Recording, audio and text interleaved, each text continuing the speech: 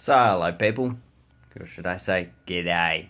I like to shake my head, give a wink, g'day, g'day. That's what we do in Australia, especially in the countryside. So you walk up to someone, and they say, g'day mate, how you going?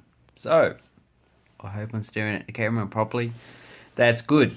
So, today's word I want to say is, are you an ocker? Ocker? So, an ocker is an unsophisticated person, someone who, well, doesn't have a university education. So they go, oh, you mate, here you going, fuck, what are you doing? We would call them they're either the poor or the blue collar workers. Not really the white collar because they're more financial. So blue collars, like tradespeople. Tradespeople are more direct. If they want to say something, they say something. Like, mate, your bloody plumbing is fucked. You need to fix it. And if they go, oh, it's too expensive. I can't afford that. Then they go, well, you can get someone else to fucking fix your plumbing for you. Because I am not a bloody charity. So, an ocker is generally direct. And they use, well, they'd actually swear a lot because swearing is good, especially in Nepalese. Oh, chitney. I'm not going to say what that means. Sorry. Anyway, ocker. The current word that we use for ocker is yobbo. So a yobbo is the same thing. It's someone who's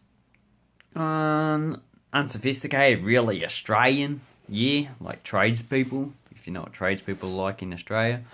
But they do include people of other ethnic groups, so Greeks, Italians, what Australians would colloquially refer as wogs, in which I would say ockers are just Anglo-Australian. So people like me have white skin, fair skin, so I will be an ocker. Older people use the term ocker. Younger people do not. They use the term yobbo. Or a yuppie is not a yobbo. So a tradesperson will not be a yuppie. A yuppie will be someone probably in the service industry. Someone in finance. That they can be a yuppie because they want the latest things. But an ocker is down to earth, unsophisticated. They probably swear a lot. Not all of them do. And they'll be direct to your face. So, they say something to your face, not behind your back. Ooh. Do you know what behind your back means? Maybe I'll need to make another video. So, that's what ocker means. To use it in a sentence, you go, my friend over there, he's an ocker. That means my friend over there, he's really Australian. Really down to earth. He's really unsophisticated. So, I hope you learnt something today. And I hope to make more videos in the future. Anyway, have an awesome time, people.